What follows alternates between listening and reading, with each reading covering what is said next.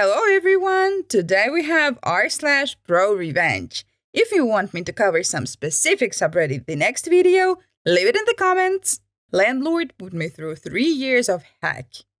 My landlord was a terrible human being, honestly. Calling him a human is even pushing it. Just a few things he has done to me over the past 3 years. Stole my dryer and other household products that are in the common area. Made me pay for a plumbing repair which was deemed normal wear and tear. Tried breaking into my house. Retaliated against me because I went to my lawyer after he sent me a letter about a parking spot. He tried charging me an extra $150 per month. Mind you, I was never late for rent in 3 years, except for when he made me pay for the plumbing repair, so the next month I was a couple days late. The list goes on. Now this apartment was nowhere near nice. I found out the plumbing was illegal. He left me with a porch for years that was severe safety issues. The ceiling paint was always falling down, gas heater was not up to code, and so on. I finally got my chance to leave after he wanted to raise my rent by $500 per month. He will do anything and everything to get more money out of his tenants. So I called the building inspector 4 days before I left. I told him everything. The porch, when he finally replaced it, didn't have a permit and was definitely not up to code. I told him about the plumbing and the heater. I went on and on. The inspector came over the very next day. I saw him taking measurements. Each violation is a $500 per day fine until fixed. I honestly don't know what happened, but my God, did it feel good to finally get him back. He is, at the very least, on the town's radar. A week before I moved out, he tried telling me I needed to be out at a specific time. I never responded, and where I lived, that's not how it works. He tried to threaten me with the police if I wasn't gone. Well, I went to the police myself that morning to warn them. The landlord did come by, threaten me and harass me. I called the police. They informed him I was in the right. Long story short, he had broken into my apartment. When I had left to go to storage, he nailed my door shut. I told the police to get the supervisor because I was over being harassed by this guy. Go figure, he left before the supervisor could get there. I'm positive he knew he'd be arrested on sight. Got the police report. They are charging him with a felony for breaking and entering. Fines plus a charge? Don't be a jerk to good people. I just wonder if OP let it slip, if the landlord would then charge the OP for damaging the doors while nailing it close. Please like the video and subscribe to the channel, because I really want to get 25 more subscribers till the end of the week. So if you subscribe, you will make my day. Got rude guy arrested for suspended license. This story takes place about 20 years ago. In the mid-2000s, my friends and I would frequent a small billiards place in a neighboring town, where you could rent a table by the hour or play per game. We'd play a few games, watch whatever sports were on TV, and have casual conversations. There were no problems and no drama until 3 months of us visiting this place. A guy shows up and takes our spot at the billiards table. No big deal. We are all chatting anyway. 20 minutes later, my friend lets him know we want to play the next game, and the jerk is super dismissive. Needless to say, we didn't get in during the next game, so I politely let him know we wanted to play next. Another lady chimed in she wanted the game after us. The guy blatantly ignored me and the other woman. Some more time going by and the guy left the table. So we see our chance to get in. We put the quarters in and the balls are disposed, except the green 6 ball. The guy took it to the bathroom with him. At this point, it was ridiculous and we notified the manager. The manager noted it was 12:30 and they were going to be calling the last call and closing, so he didn't want to make a scene by kicking him out. He gets us another ball so we can play. The guy comes out of the bathroom and knows we realized what he did. He smirks and proceeds to the patio to have a cigarette, bringing along his beer and the green billiard ball. The guy comes back in and tossed the ball he was holding onto the table, hitting a few balls on the table and messing up our game. He goes up to the ball just in time for last call. One of the friends I was with suggested we follow him home and each call the highway patrol to report a suspected drunk driver. 3 or 4 of us agree. So when he leaves, we used our trusty Nextel push-to-talk phones and coordinated several calls to the police. We provided details like license plate, vehicle make and model and color, and mentioned the car nearly hit another vehicle, was swerving between lines, and driving erratically. This was under a 15-minute plan.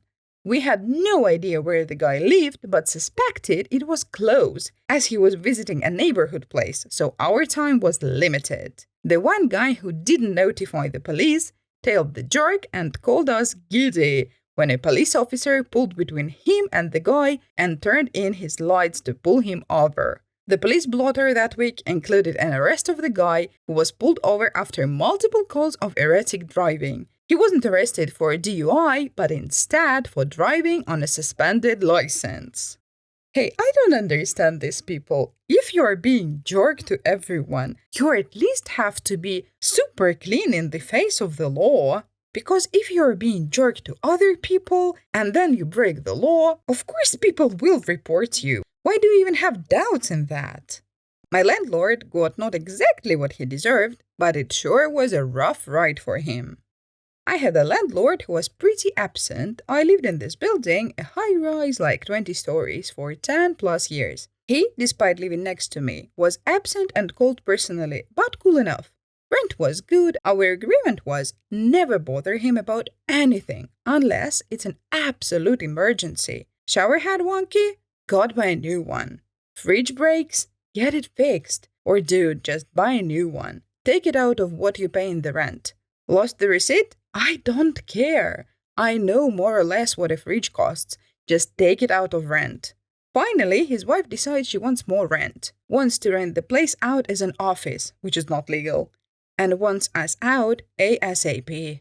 I agreed to move out a month early and get a month's rent back, plus deposit. Complete 180 on their part. The place is ruined. We can't give you anything until you fix all this stuff. 2 main things. My cats did scratch up the leather legs of the dining table, and the pull-up bar made 2 dents in the door frame of the kitchen, which was quite nice hardwood. They come to me with this list of tons of stuff like, oh, you hang a photo frame here, this tile is slightly chipped. This is the busiest work time of the year for me, but I'm trying to be cooperative. Sure, I got the table legs re-leathered, speckled the photo frame wall hole. I couldn't do anything about the door frame. Take it out of the deposit. I patched the tile, like dozens of little everyday wear and tear things. Like you want me to change the window screens? These are all new screens and in nicer shape than when I moved in.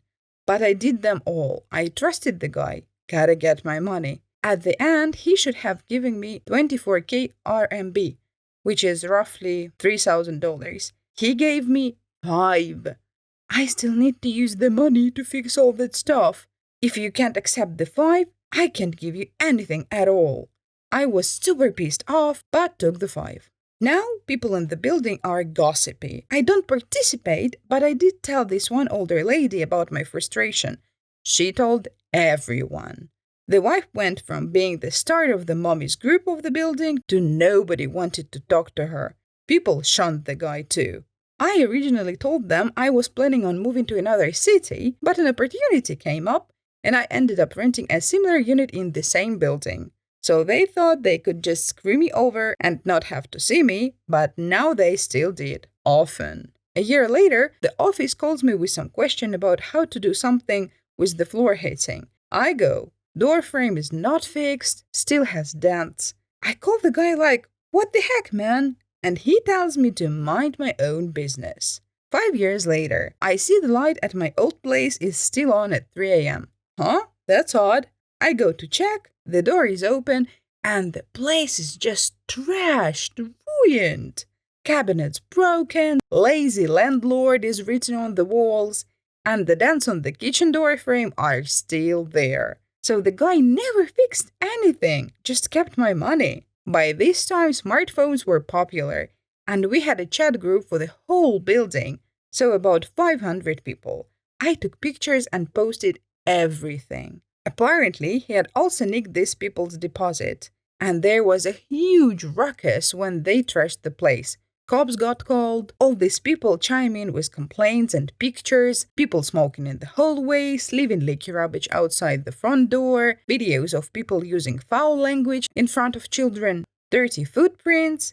He got fined a lot for creating public disturbance, degrading the quality of the living space, illegally renting a residence as an office, and to top it all off, building management wouldn't grant him permission to have workers in to fix the place. So it there empty for like 6 months. The fines were big too. So you take 1.5 months rent from me, lose a year's rent. Suck it, bro. Damn, I just wonder, will there be a day when we get a wholesome, kind story about a really nice landlord? Because it seems like they're made on some factory of evil landlords. Thank you for listening. You can also watch this awesome video or that awesome playlist. See you next time!